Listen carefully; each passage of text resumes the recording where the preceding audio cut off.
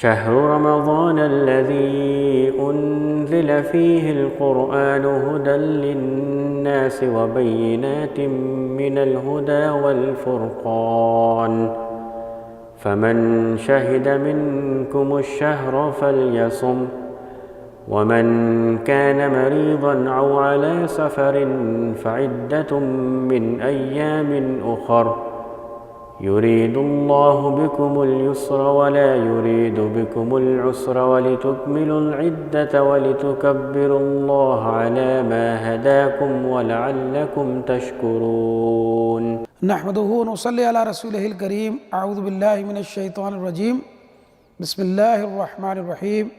سامعین کرام، آج انشاءاللہ آپ کے سامنے دوسری تراویح کا خلاصہ پیش کیا جائے گا۔ آج کی اس تراویح میں سورہ دوسرے سپارے کا چھٹا رکوع آیت نمبر 177 سے اور سورہ بقرہ کے اختتام تک پڑھا جائے گا۔ پہلی آیت جو 177 نمبر آج پڑھی جائے گی اسے آیت بر بھی کہا جاتا ہے۔ یہ بڑی ایک جامع آیت ہے جس میں نیکی کا تصور، اس کو روایتی تصور سے ہٹ کر اس کا حقیقی تصور پیش کیا گیا، یعنی کہ نیکی محض ظاہری شکل و صورت کا نام نہیں بلکہ ایمانیات اور اعمال صالحہ کا مجموعہ ہے، اور اعمال صالح میں محض عبادت نہیں بلکہ معاملات بھی شامل ہیں۔ اسی آیت میں انفاق فی سبیل اللہ کی 6 مدات کا بیان ہے کہ جن کے فوراً بعد مراسم عبودیت میں نماز اور زکوٰۃ کا خصوصی ذکر کیا گیا ہے۔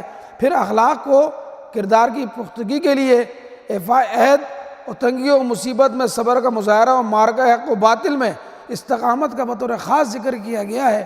اس سے جو تصویر ابھرتی ہے وہ نہ تو تاریخ دنیا کی ہے اور نہ چھوٹے چھوٹے فقہی موشگافیوں میں پڑھ کر نیکی کا پندار اور خود ساختہ پیمانہ اختیار کرنے والے معاشرے کی ہے، بلکہ یہ تصویر خیر و بھلائی پر مبنی ہے۔ اس کے بعد قصاص کا قانون بیان کیا گیا ہے اور اسے حیات انسانی کے تحفظ کی ضمانت قرار دیا گیا ہے۔ آج دنیا میں انسانی جان کی بے حرمتی اور انسان کی عزت کی پامالی وہ اس کو یہ مینلی جو ہمیں نظر آتا ہے قصاص کے قانون کی منسوخی ہے کہ جس کو ہم نے پس پش ڈال دیا ہے۔ یہ قانون بحال ہو جائے تو کمزور مظلوم لوگ محفوظ اور مامون ہو جائیں گے۔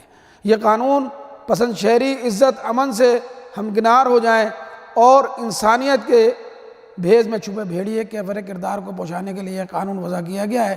آج نام نہاد روشن خیال قصاص و حدود کے قوانین کو منسوخ کرانا چاہتے ہیں، گویا کہ جرائم پیشہ اور قاتل و قذاق ہمدردی کے مستحق ہیں۔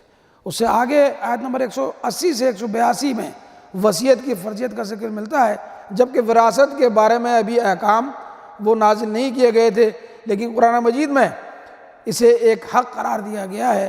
اگر اس حق کو صحیح انداز میں ادا کرنا شروع کر دیا جائے تو بہت سے ایسے سوالات جو جنم لیتے ہیں جنم لینے سے پہلے وہ ختم ہو جائیں گے اور ایسی الجھنیں رفع ہو جائیں گی۔ مثال کے طور پر پوتوں نواسوں کے حقوق جن کے ماں باپ اور دادا دادی نانا نانی وہ انتقال کر جاتے ہیں ان کے بعد۔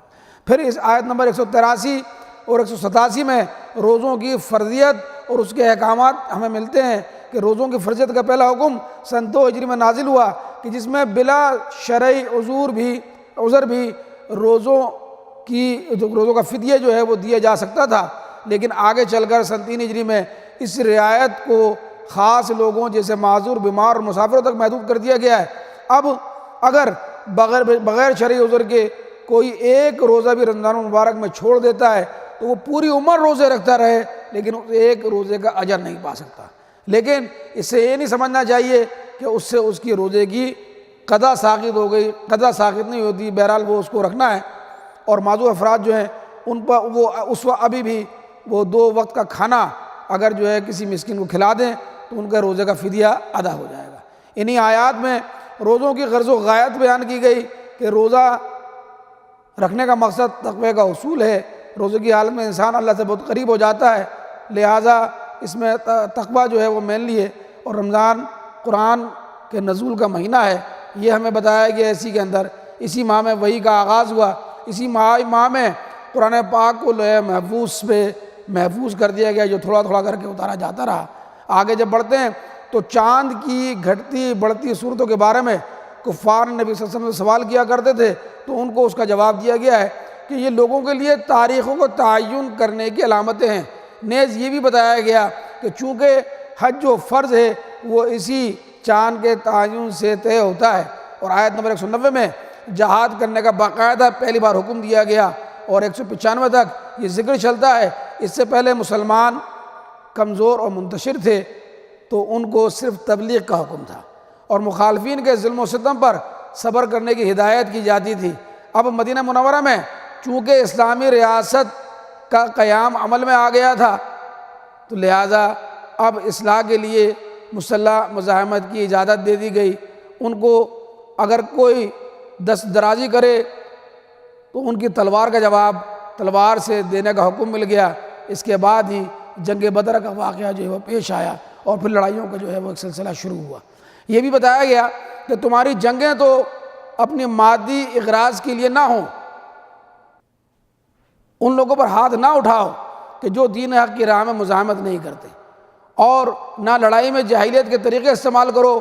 یہ بھی بتایا گیا کہ عورتوں، بچوں، بوڑھوں اور زخمیوں پر دست درازی جو ہے وہ نہ کرو۔ یہ بھی بتایا گیا کہ دشمن کے مقتولوں کا مسئلہ نہ کرو، اور یہ بھی بتایا گیا کہ دشمن کے کھیتوں کو، مویشیوں کو خواہ مخواہ برباد نہ کرو۔ یہ بھی بتایا گیا کہ دوسرے جو دیگر وحشیانہ طریقے ہیں، ظالمانہ افعال ہیں جو اس زمانے میں رائج تھے، آج بھی رائج ہیں، ان سے حد سے نہ گزرو۔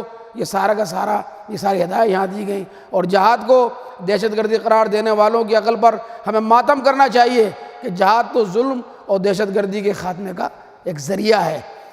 آیت نمبر 196 سے 203 تک عمرہ و حج کے احکام و مسائل پر بات کی گئی ہے۔ چونکہ اسلام سے پہلے بھی حج ہوتا تھا، لیکن اپنی اصلی شکل جو ہے وہ کھو بیٹھا تھا۔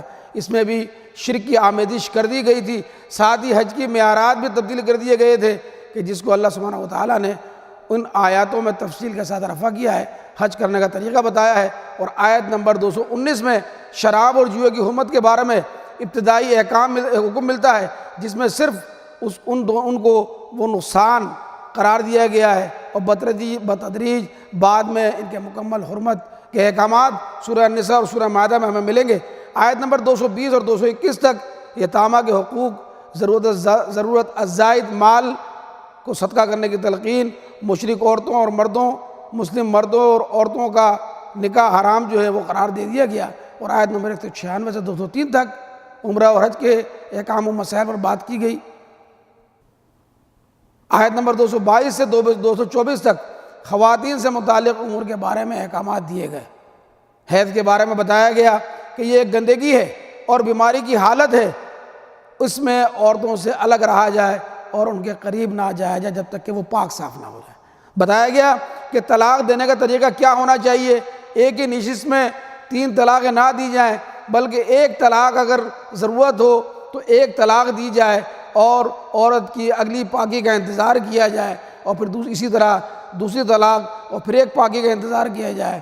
گویا کہ 3 طلاقیں دینے کو ایک زیادتی قرار دی جو قرآن نے طریقہ ہمیں بتا دیا ہے۔ یہ عدت کے احکامات بتائے گئے کہ طلاق یافتہ خاتون کی عدت جو ہے وہ 3 ماہواری ہے، یا حاملہ ہونے کی صورت میں وضع حمل ہے۔ اسی طرح اگر کسی کا شوہر انتقال کر جائے، خاتون بیوہ ہو جائے، تو اس کی عدت کی جو مدت ہے وہ 4 ماہ اور 10 دن ہے، یا اگر وہ حاملہ ہے تو وضع حمل اس کی جو ہے وہ عدت ہوگی۔ وہ اس کی رضاع سے متعلق حکم دیا گیا کہ عورت کو اپنے بچے کو دودھ پلائے، اور اس کی مدت جو ہے وہ 2 سال رکھی گئی۔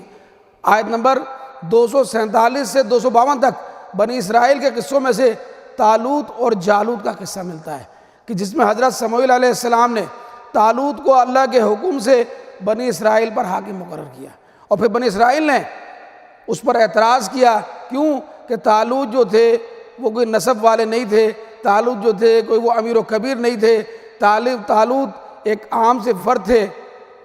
اس پر ان کو اعتراض ہوا، اور وہاں جو ہے ان آیات میں بتا دیا کہ سرداری کا حق جو ہے وہ صرف جاہ و نسب والوں کے لیے، صرف جو ہے وہ اپنے طاقتوروں کے لیے اور ان کے لیے خاص نہیں ہے، بلکہ یہ اللہ سبحانہ و تعالیٰ جن کو مختص کر دیتا ہے، جن کو اس کام کے لیے چن لیتا ہے، یہ جن کو وہی یہ کام کرنے والے ہیں، اور انہیں انہی پر پھر اللہ سبحانہ و تعالیٰ کا اپنا ہاتھ ہوا کرتا ہے وہ. اور اللہ تعالیٰ نے دکھایا کہ پھر اس معرکے کے اندر کس طرح طالوت کے لشکر میں سے ایک چھوٹے سے بچے نے اس طاقتور جالوت کو جو ہے وہ قتل کیا. مسلمانوں کی بھی چھوٹی سی جمعیت نے سن 2 ہجری میں کفار کی بڑی جمعیت کو شکست دی تھی، اور کفار کا سردار ابو جہل، جسے 2 کم عمر مجاہد بچوں نے معاذ اور معوذ نے جہنم رسید کیا تھا. ان آیات سے پہلے جہاد کا فلسفہ بیان کیا گیا ہے. آیت نمبر 255 حدیث کی روح سے قرآن کی افضل ترین آیت یعنی آیت الکرسی ہے. اس میں اللہ سبحانہ و تعالیٰ کی وحدانیت بیان کی گئی ہے. اس کے فوری بعد بتا دیا گیا کہ دین میں داخل کرنے کے لیے جبر و قوت کا استعمال جائز نہیں. اپنی مرضی ہے، آزاد ہے ہر فرد کہ جس دین کو اختیار کرنا چاہے وہ دین کو اختیار کرے. لیکن کوئی فرد اگر دائرہ اسلام میں داخل ہو جاتا ہے تو پھر اس کے اوپر چلنا اس کے لیے جو ہے وہ واجب ہو جاتا ہے، چلنا اس کے لیے ضروری ہو جاتا ہے، چلنا اس کے لیے لازم ہو جاتا ہے. وہاں اس کا اب اختیار ختم ہو جاتا ہے کہ ایک طرف تو وہ کلمہ پڑھ لے، وہ اللہ سے وفاداری کا عہد کر لے، اس کے رسول سے وفاداری کا عہد کر لے، اور پھر جو باقی زندگی ہے وہ اپنی مرضی کے مطابق گزارے. تو یہ اس چیز کی اجازت جو ہے وہ نہیں دی جاتی، اور اس پر اس کا جو ہے مواخذہ کیا جائے گا.